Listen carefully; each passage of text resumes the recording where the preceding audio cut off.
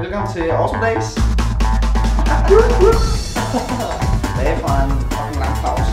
Vi vil lave en, hvordan går Tinder? Så fucking noget. Det er fucking noget. Det er fucking noget. Godt. Det første du gør, det er at du henter Tinder. Så går du ind. Så skal du gå ind og sætte fuld op for dine søgekriterier. Så gammel som muligt og så langt væk som muligt. Det er kravet. Det er fucking nok det vigtigste ved hele det her. Hvis du choose. Så går du ind her. Har du et eller andet dame. Så swiper du bare lige så fucking sindssygt du kan til siden. Lige indtil at du brækker dig. Forever and ever. Ved. Sådan der. Nu har vi swipet som en sindssyg, mine fingre de brænder næsten. Det næste du gør, det er at så får du lige nogle matches. Du får nogle fucking matches. Godt. Går du ind. Så handler det om, at du lægger en god, solid startup bund. Det skal virkelig være, du skal være interessant. Du skal virkelig bare kunne, du skal bare naile det her fuldkommen sindssygt. Bare lige på. Så det jeg går ind og gør, du går ind og skriver, hej. Jeg skal fandme skrevet hej. Du kan godt se, det var ikke helt, det var sgu ikke helt okay. Vi har lige snydt lidt. Jeg har et par eksempler. Jeg har et par eksempler her. Ja. Hej, har du det godt? Så er det meget vigtigt, at du går ind, og så lige laver en statement med, hvad fanden har du egentlig? Jeg har en fucking ananas. Så er det ligesom stated. Det kan hun selvfølgelig godt lide. Det kan I se, hun kan fucking godt lide, at jeg har en ananas. Jeg kan ikke mærke mine ben. Og jeg ved ikke helt, så går hun hen og bliver, lidt døs. Hun går hen og bliver lidt underlig. Jeg ved ikke lige, det er sgu lidt mærkeligt. It's fucking on. Men det er fucking It's on. fucking on. Hun vil have den nu. Jeg har også et andet eksempel. Fucking Hottie Katrine her. Jeg tror det er for sjov. Fra Næstved. Fra fucking Næstved. Tror det er for sjov. Det ved jeg ikke helt. Ikke nødvendigvis, gør du? Tror I kan lide det, var? I kan selv læse det. Det er så solid material. Og så handler det bare om at stille en masse spørgsmål. Det handler rigtig meget om overhovedet ikke at give mening. Statements frem for spørgsmål. Ja, lige præcis. True story. Prøv at se her. Det var et fucking match. Nu skal I se her nu. Nej, Det var et fucking match. Vicky, hun er gået amok, hun har skrevet hej. Nu gør vi det interessant. Jeg har en fucking ananas. Ved du hvad? Jeg har en fucking ananas. Så jeg har en fucking ananas, okay? Det kan ikke blive mere simpelt end det. End at... Statement. Og så vil hun måske begynde at spørge ind til den der ananas der, ikke? Og så roller det bare. Så kører det bare.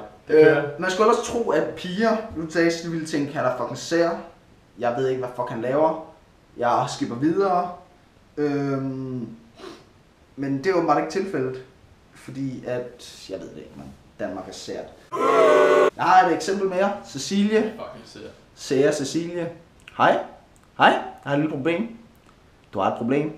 Jeg har kræft i mine øjenæbler. Allerede der har jeg solgt mig selv som en meget ærligt menneske.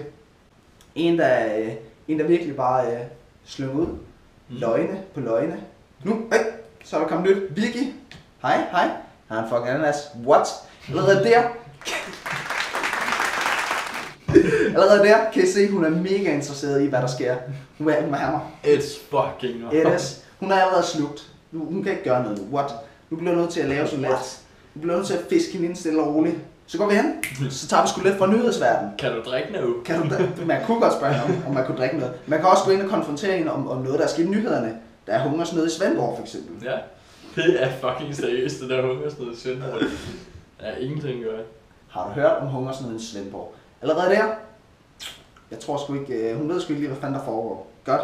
Vi hopper lige tilbage til en af mine tidligere små flirts her. Fuck lige. Sådan der. Det der med kraft i øjenæblerne. Jeg vil se, det har udviklet sig så meget, så vi har jo fandme næsten skrevet en hel roman sammen her. Det håber jeg ikke er rigtigt. Det gør ondt, når jeg trækker vejret. Jeg har ondt af dig. Ved du hvad?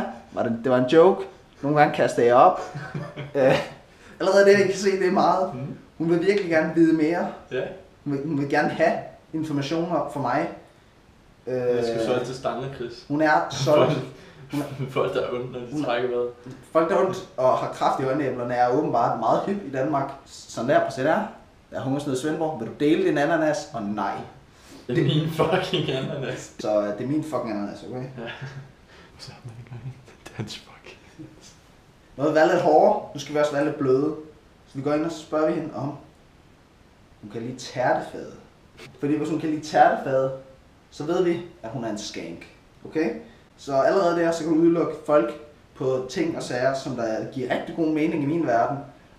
Jeg har selv brugt den her teknik rigtig mange gange.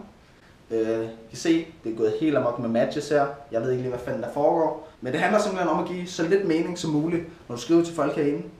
Sidde og tage screenshots af det og lægge det på Facebook. Og så skal du bare grine så meget, som du overhovedet kan. Det handler også fucking om at rent faktisk bevise, at du har en ananas, hvis du siger, at du har en. Det er faktisk rigtig vigtigt, at du ikke har en ananas. Vigtigt. Lige nu, der har vi ikke en ananas. Men det vi havde en, der lavede vi jo selvfølgelig et moment. Fordi det er en rigtig god måde at vise sin personlighed frem på. Jeg gider ikke flyve. Det Du skal se her. Vi havde sgu lige et moment, vi lavede i går, og det var rimelig nice. Fordi nu var vi inde state til alle kvinderne ude i verden. Vi havde en fucking ananas. Vi blev nødt til at bevise det. Vi har en fucking ananas. Okay, det kan jeg godt se der. En fucking ananas. Så bagefter, så lavede vi sgu en. Vi skiftede hver time. Tror du det er for sjov at drikker? Hej. Tror du det er for sjov at drikker? Tror du det er for sjov? Det var sgu ikke en sjov. Bare sig, hvad der ligger der ved hjertet. Ja, bare sig, hvad du ikke lige forventer, du selv ville sige.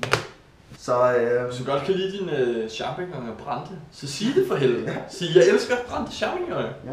Hvis du elsker at kaste sten på dværge, så kan du bare sige, jeg hader dværge, og jeg elsker at kaste med sten. Så har du allerede der delt den op i 2. Du har samtalen lidt længere. Men du kommer meget længere i livet, hvis du begynder at spørge ind til, hvorfor hader du dværge? Ja, præcis. Ja. Så hvis du har en interesse i had for dværge. Ja. Så alt godt herfra. Awesome days, every fucking day.